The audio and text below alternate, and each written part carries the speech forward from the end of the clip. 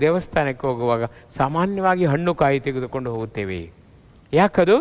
ತೆಂಗಿನಕಾಯಿ ಕಲ್ಪವೃಕ್ಷ. ತೆಂಗಿನ ಮರದ ಎಲ್ಲವುದೂ ಕೂಡ ಕೊನೆಯ ತನಕ ಮನುಷ್ಯನಿಗೆ ಉಪಯೋಗವಾಗುವಂಥದ್ದು.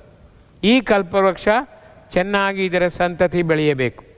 ತೆಂಗಿನ ಇಳುವರಿ ಈ ಜಗತ್ತಿನಲ್ಲಿ ಅಕ್ಷಯವಾಗಬೇಕು ಎಂದು ತಂದಿದ್ದೇನೆ. ಜೊತೆಗೆ ನನ್ನೊಳಗಿನ ಬಂಧಿಸುವ 9 ಮಂದಿ ವೈರಿಗಳಾದ ಕಾಮಕ್ರೋಧ ಲೋಭ ಮೋಹ ಮದ ಮತ್ಸರ ಅಹಂಕಾರ ಮಮಕಾರ ಸಂಶಯಗಳಲ್ಲಿ ಕೆಲವು ಕಾಯಿ ಆಗಿವೆ, ಅದನ್ನೀಗ ಒಡೆಯುತ್ತೇನೆ. ಅವರ ಪೀಡೆ ಜಾಸ್ತಿ ಆಗಿದೆ. ಕಾಮ ಇರ್ಬೋದು, ಕ್ರೋಧ ಇರ್ಬೋದು, ಮತ್ಸರ ಇರ್ಬೋದು, ಅದನ್ನು ಒಡೆಯುತ್ತಿದ್ದೇನೆ. ಉಳಿದವೆಲ್ಲ ಹಣ್ಣಾಗಿವೆ, ಇನ್ನೇನು ನನ್ನನ್ನು ತಿನ್ನುತ್ತವೆ. ಲೋಭ ಮದ ಯೋಚನೆ ಮಾಡಿ, ಮಮಕಾರ ಸಂಶಯ ಅದನ್ನು ನಾನು ಸುಲಿಯುತ್ತೇನೆ, ಅದು ಮತ್ತು ಹೆಡೆಯಾಡದಂತೆ. ಜೊತೆಗೆ ಹಣ್ಣಿನ ಇಳುವರಿ ಅಕ್ಷಯವಾಗಬೇಕು. ಎಲ್ಲ ಹಣ್ಣಿನ ಪರವಾಗಿ ಬಾಳೆಹಣ್ಣನ್ನು ನಾನು ಅರ್ಪಿಸ್ತಿದ್ದೇನೆ. ನೀವೇನು ತಿನ್ನುತ್ತೀರೋ ಅದನ್ನು ಅರ್ಪಿಸಬಹುದು. ಯೋಚನೆ ಮಾಡಿ, ಭಗವಂತನಿಗೆ ಅನ್ವಯ ಮಾಡಿ ಕೊಡಬೇಕಂತೇನಿಲ್ಲ.